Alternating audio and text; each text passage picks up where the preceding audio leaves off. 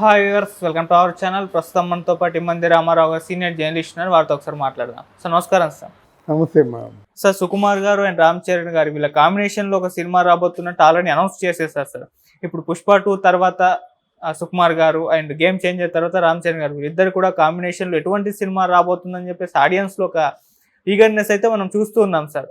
మరి వీళ్ళ కాంబినేషన్లో ఆల్రెడీ రంగస్థలం పెద్ద బ్లాక్ బస్టర్ హిట్ అయింది. మరి దాని తర్వాత తీస్తున్న సినిమా కాబట్టి వీళ్ళిద్దరూ మరి ఏ రకమైన స్క్రిప్ట్ ఎంచుకోబోతున్నారు, ఏ రకంగా ఉండబోతుందని చెప్పేసి ఒక చర్చ అయితే మొదలైంది సార్. మరి ఇలా సినిమా ఏ విధంగా ఉండబోతుంది, మీరేం చెప్తారు సార్ దీని గురించి?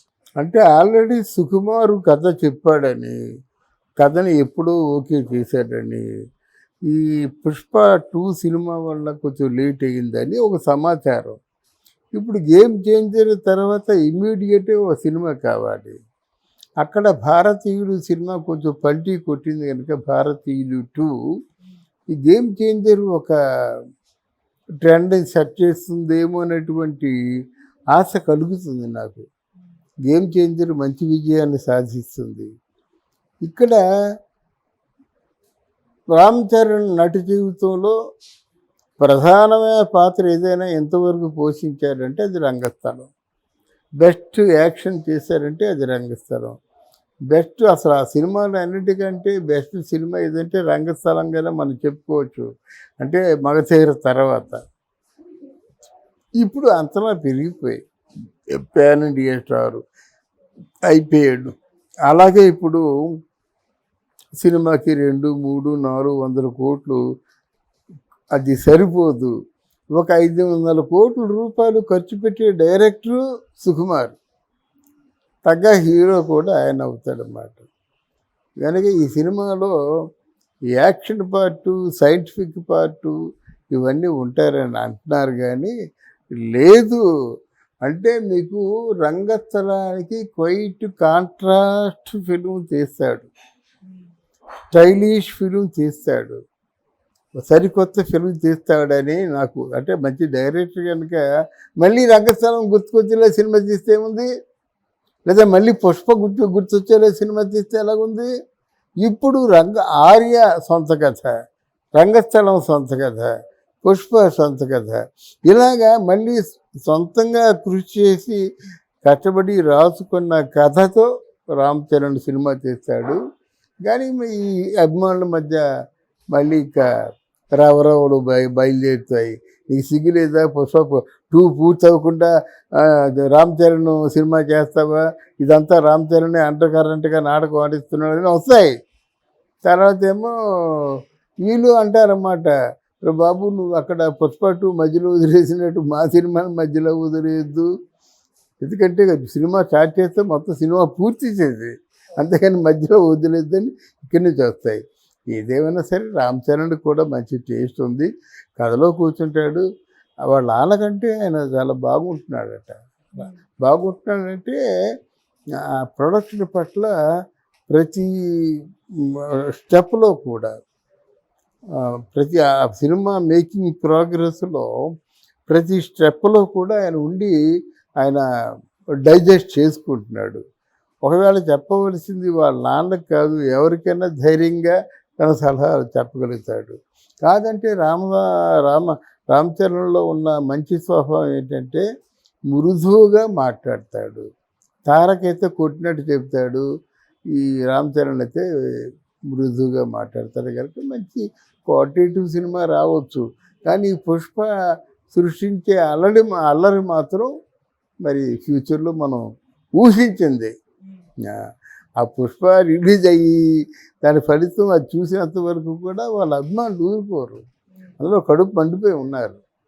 అలాంటి పుష్పలో అలాంటి సినిమాలు టేకప్ చేయకూడదు. టేకప్ చేసిన పుష్ప 2 టేకప్ చేయకూడదు. దీనికి బదులుగా 3 సినిమాలు బన్నీ అయిపోయి ఉండేవి కదా, అంతే కదా వాళ్ళ ప్లాన్. 3 సినిమాలు అయిపోయి ఉండేవి.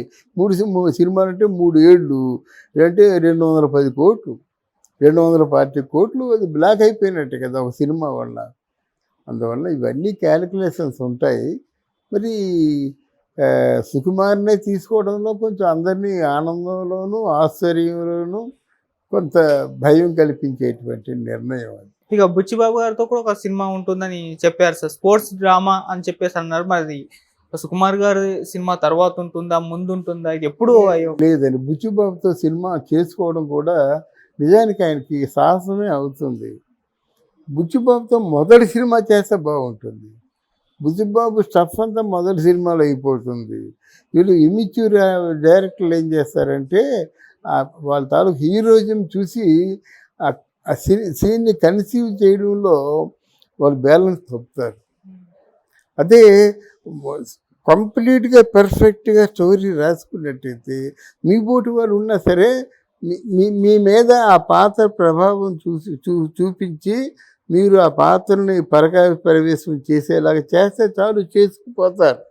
అప్పుడు సొసైటీలో ఒక మగవాడు ఒక అమ్మాయి అంతే, మీ పేర్లే వాళ్ళకు గుర్తుంటాయి. తర్వాత అంటే పాత్రల్లో పేర్లు, తర్వాత నటుల పేర్లే గుర్తుంటాయి. అలా కాదు, వీళ్ళంతా కొండంత ఇమేజ్ రామచరణ్ పెట్టేసి రామచరణ్ ఇమేజ్ని మరిపించే క్యారెక్టర్ అయితే కదా.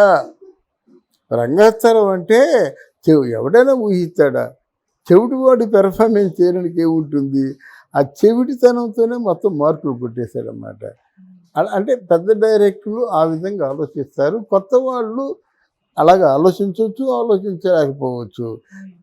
వందల కోట్లతో ఎక్స్పెరిమెంట్ చేయలేరు కదా. మనకు బుచ్చిబాబు సినిమా కంటే సుకుమార్ సినిమా ముందు ఉంటుంది. సార్ ఇప్పుడు రామ్ చరణ్ గారి లైనప్ అయితే చాలా బలంగా ఉండడం మనం చూస్తున్నాం సార్. గేమ్ చేంజర్ శంకర్ గారితో, మళ్ళీ సుకుమార్ గారితో ఒక సినిమా, బుచ్చిబాబు గారితో సినిమా. మరి వీటిని ఏ గ్యాప్లో రిలీజ్ అయ్యే ఛాన్సెస్ ఉన్నాయి? ఇవి మీరేం చెప్తారు? అంటే లైనప్ అయితే చాలా బలంగా ఉంది. శంకర్ గారితో గేమ్ చేంజర్, సుకుమార్ గారితో సినిమా, బుచ్చిబాబు గారితో సినిమా. మరి ఇవి ఎంత గ్యాప్లో రిలీజ్ అయ్యే అవకాశం ఉంది? లేదు, నా ఉద్దేశంలో బుచ్చిబాబుకి ఏదో మాట ఇచ్చి చేస్తానన్న సినిమా కానీ ఎప్పట్లో ఆ సినిమా చేయడం అంటే బుచ్చిబాబుని నేను కించపరచటం లేదు. ఒక ఆర్టిస్ట్గా ఆయన ఆలోచించుకోవాలి. వాళ్ళందరూ ఆలోచించుకుంటారు కదండి. ఒకేసారి 400-500 కోట్ల రూపాయలు బజార్లో మార్కెట్లో పడేస్తున్నారంటే ఆలోచించుకుంటారు కదా. అందువలన మరి వాళ్ళ నిర్ణయాలు వాళ్ళు తీసుకుంటారు. ఒక కమిటీ ఉంటుంది, వాళ్ళ నిర్ణయాలు వాళ్ళు తీసుకుంటారన్నమాట. శ్రేయభిలాష్లో ఆయన సురేఖమ్మ, చిరంజీవి గారు, నాగబాబు వీళ్ళందరూ కలిసి ఆలోచిస్తారు. సరే, ఇప్పుడు గేమ్ చేంజర్ రాబోతుంది ముందు కాబట్టి దీనిపైన ఫ్యాన్స్ కొంతమైతే ఆందోళనకైతే ఉన్నారు సార్. ఎందుకంటే భారతీయుడు 2 రిజల్ట్ చూసిన తర్వాత గేమ్ చేంజర్ అంటే గేమ్ చేంజర్ మాత్రం స్టైలిష్ సినిమా అవుద్దండి. పెద్దవు ఆకాశానికి చిల్లుళ్ళు పడిపోతాయని చెప్పలేను కానీ ఆయన చేసేలాగుంటే భారతీయుడు 2నే చేసి ఉండేవాడు. మరి గేమ్ చేంజర్ అనే సినిమా స్టైలిష్ సినిమా అవుతుందని నా ఉద్దేశం. పెద్దగా సక్సెస్ అవ్వదు, పెద్దగా ఫెయిల్ అవ్వదు. It may be a successful cinema. That's all. 2 weeks 3 weeks